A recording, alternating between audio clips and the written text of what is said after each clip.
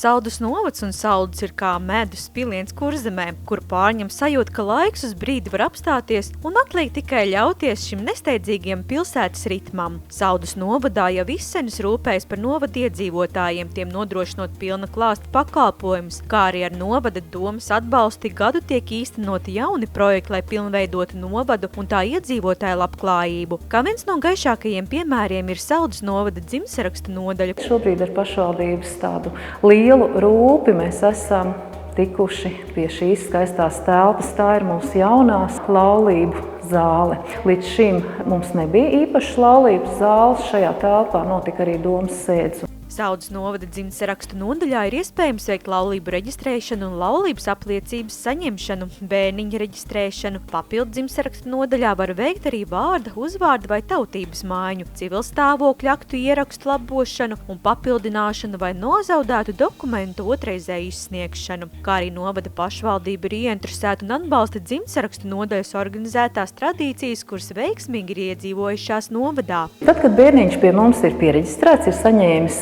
savu dzimšanas apliecību, mēs reizē dodam arī aicinājumu uz karotīšu svētkiem. Vēl mēs esam atjaunojuši tādu tradīciju kā bērnības svētki. Otra kategorija, ar ko mēs ļoti daudz strādājam, tie ir mūsu zelta pāri. Katru gadu, šogad tā būs 5. reize, 15. maijā, tiek organizēts koncerts zelta ģimenēm. Protams, tas notiek arī par pašvaldības līdzekļiem. Lai veicinātu pilsētas labklājību, nesen ar domas atbalstu tika renovēta arī Saldus pamatskola. Pēdējo 6 gadu laikā es gribētu teikt, ka skola ir piedzīvojusi ļoti lielas pārvērtības. Sākot ar 11. gadu, skolas gan ārieni, gan iekšieni ir ļoti mainījusies.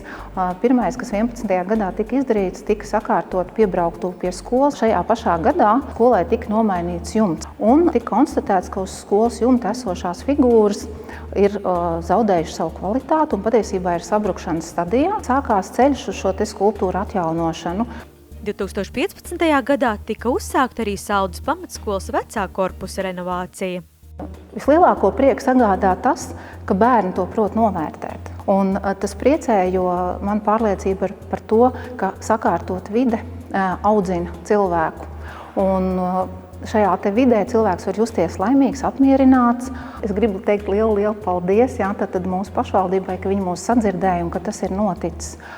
Interesants fakts, ka Saldus pamatskola ir pirmā mācība iestāde Saldo, kura ieviesusi obligāto skolas formu nēsāšanu. Tāpat skola veido arī mērķtiecīgu sadarbību ar skolas vecākiem. Mums ir projekts Būsim kopā. Un šī projekta ietveros mēs organizējam dažādus pasākumus, kuros piedalās gan skolēni, gan vecāki, gan skolotāji. Vairāk tās ir saistīts ar dažādām sporta aktivitātēm, tie ir dažādi konkursi, pēcpusdienas. Saldus pamatskola tuvākajā laikā plāno ar novada pašvaldības un Eiropas Savienības projekta ERAF palīdzību turpināt skolas infrastruktūras sakārtošanu. Savukārt pārmaiņas 2016. gadā ir piedzīvojušas arī citas mācību iestādes. Tika likvidēta Saldus 1. vidusskola un Saldus 2. vidusskola, un uz abu mācību iestāžu bāzes tika dibināta reģionālā Saldus vidusskola novada centrā. Esam novadā lielākā skola. Visam kopā 660 skolēni, atrodamies 2 ēkās. Šeit Rozentāla ielas ēkā no 5. līdz 12. klasē un blakus mazā skoliņa, kurā ir sākuma skolēni un arī pirmsskolas grupas. Ļoti liels atbalsts ir bijis šai procesā no pašvaldības. Esam sakārtojuši infrastruktūru, vēl ceram uz dažādiem Eiropas projektiem un līdzekļu piesaistēm, bet tomēr ir sakārtots klašu telpas, ir sakārtots pievedceļš. Zinām, atbalstu ir guvuši arī iedzīvotāji, jo ir sakārtotas 2 ielu gājēju celiņi. Pašvaldība arī ikdienā atbalsta Saldus vidusskolu, līdzfinansē pirmskolēnu apmācības, pusdienas un 5. līdz 9. klašu skolēnu pusdienas. Tā kā skola atrodas ļoti plašās telpās, tā ir izdevies arī saglabāt labākās tradīcijas no abām skolām, un šobrīd ir spējīga nodrošināt plašu interešu izglītību pulciņu skaitu. Skola ir arī ekoskola. Mums ir ļoti pateicīga vide, neatrodamies pašā pilsētas centrā, tomēr pilsētā esam. Blakus mums ir mežs, kurā arī notiek gan mācību procesi, gan arī aktīvi sportojam, gan arī dažādas ārpusklases nodarbības. Saldus vidusskola aktīvi strādā pie jauno skolēnu piesaistīšanas pilsētai un skolai. Ne bez pārmaiņām ir palicis arī Lutriņu pagasts, kurš ir piedzīvojis Lutriņu pamatskolas ēkas sporta angāra rekonstrukciju. Praktiski nodarboties ar sportu nebija iespējams. Ziemā šeit bija aptuveni +10 grādi. Un šobrīd jau sporta halla ir tādā gatavībā, kad varam gaidīt ugunsdzēsējus, inspekcijas, un es domāju, ka jau uz februāra beigām, martu skolēni jau varēs šeit nodarboties pirmajās nodarbībās. Tāpēc, ka pamatā šī halla ir tieši paredzēta skolēniem sporta nodarbībām. Pēcpusdienās ļoti ceram, ka šeit nāks mūsu pirmskolnieki, un vakarpusē, protams, ka ļoti ceram, ka mūsu iedzīvotāji varēs šeit nodarboties ar sportu. Lutriņu pagasts ir slavens ar saviem izcilajiem svarcēlājiem, tomēr bez šīs aktivitātes sporta hallē pagasta iedzīvotājiem būs plašs sporta interešu iespējas. Ir paredzēts, ka šeit varēs nodarboties ar basketbolu, volejbolu, telpu futbolu, flagfutbolu, amerikāņu futbolu, florbolu. Tenisa klubs ir izteicis vēlmi šeit darboties. Mums ir arī šautuve. Zumba šeit būs, vingrošanas dažādas. Viss ir atkarīgs no tā, kāds būs iedzīvotāju pieprasījums, un atbilstoši tam tad arī būs piedāvājums. Lutriņu sporta hallē ir plānots dažādas sporta aktivitātes, festivālu un spēļu cikli. Savukārt vasarās šeit varēs rīkot sporta nometnes lauku idilles noskaņās. Plašu piedāvājumu klāstu visiem Saldus novada iedzīvotājiem piedāvā arī Saldus novada pašvaldības aģentūra Sociālais dienests. Vienā ēkā ar sociālo dienestu ir izveidota arī novada bāriņtiesa un policija, kas ērti organizē sadarbību šo iestāžu starpā. Mēs esam unikāls novads noteikti ar to, ka mums dienas centri ir pilnīgi katrā pagastā. Dienas centrā notiek ļoti daudz aktivitāšu gan bērniem, gan pieaugušajiem, gan pensionāriem. Sociālais dienests ļoti lielu vērību pievērš tieši ģimenēm, vecākiem un bērniem, lai viņi ar dažādu lekciju kursu palīdzību varētu pilnveidot savas savstarpējās attiecības. Strādājam ar daudz programmām vecāku izglītošanas.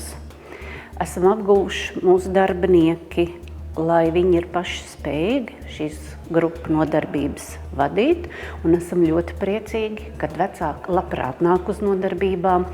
Sociālajā dienestā ir pieejams ģimenes atbalsta dienas centrs, kur var nākt jebkura ģimene, bērni, lai saturīgi pavadītu brīvo laiku. Un kopš 2016. gada sociālais dienests piedāvā arī psihosociālās konsultācijas. Bez tam sociālais dienests nodrošina novadā dienas aprūpes centru cilvēkiem ar garīgās attīstības traucējumiem. Esam ļoti priecīgi, kad varam sniegt atbalstu, piemēram, ģimenēs, kuram pieaugušam cilvēkam pēc dažādām saslimšanām rodas nepieciešamība šo centru apmeklēt. Saldus novads rūpēs ne tikai par iedzīvotāju mentālo un psiholoģisko veselību, bet arī fizisko. Pēc 2009. gadā īstenotās slimnīcas pārmaiņām Saldus medicīnas centrs uzsvaru liek uz veselības atjaunošanu un rehabilitāciju. Mēs varam piedāvāt zemūdens masāžu gan kā relaksējošu, gan kā ārstējošu procedūru. Mums ir arī šarko duša un sāls istaba. Medicīnas centrā ambulatorā jeb poliklīnikas daļa sastāda lielāko īpatsvaru, nodrošinot cilvēkiem saulēcīgu un pieejamu diagnostiku. Mēs cenšamies sadarboties arī ar mūsu partneriem laboratorijas diagnostikā, rentgendiagnostikā, lai pacientiem būtu pieejamāka, jaunāka aparatūra, plašāks izmeklējumu klāsts. Lai varētu attīstīt augstvērtīgu Saldus medicīnas centru, tajā tiek investēti ievērojami finanšu līdzekļi. Pirmais darbs, protams, bija nosiltināties. Nākamais lielais projekts, manuprāt, ir tas, ka mums joprojām ir ģimenes ārsti medicīnas centrā. Pārobežu projektā kopā ar Klaipēdas un Možaiķa slimnīcām jaunu aparatūru ieguvām. Visi iespējamie brīvie līdzekļi šobrīd ir ieguldīti rehabilitācijas mūsu korpusā. Tikai tāpēc, lai Saldus iedzīvotājiem un braucēniedzīvotājiem novada nevajadzētu kaut kur doties prom. Jāatzīst, ka Saldus medicīnas centrs ir viens no pionieriem e-veselības ieviešanā un ar lielu gandarījumu ir apmierināti par tās funkcionēšanu. Savukārt no 23. līdz 25. martam norisināsies labdarība sadarbībā ar dakteri traumatologu ortopēdu Kasparu Ūdri. Vesela dakteru brigāde kopā ar palīgu personālu 3 dienas bez maksas strādātu Saules un Brocēnu novada iedzīvotāju labā tiks veiktas aptuveni 100 konsultācijas un no 15 līdz 20 operācijām bez maksas tiem cilvēkiem, kuri paši noteikti to nevarētu samaksāt. Saudas novadā ir laba vides kvalitāte, infrastruktūra un novada pašvaldība, kuri ikdienas rūpēs par saviem iedzīvotājiem, tiem sniedzot pēc iespējas lielāku labklājību un patīkamu vietu, kur dzīvot un baudīt savu ikdienu.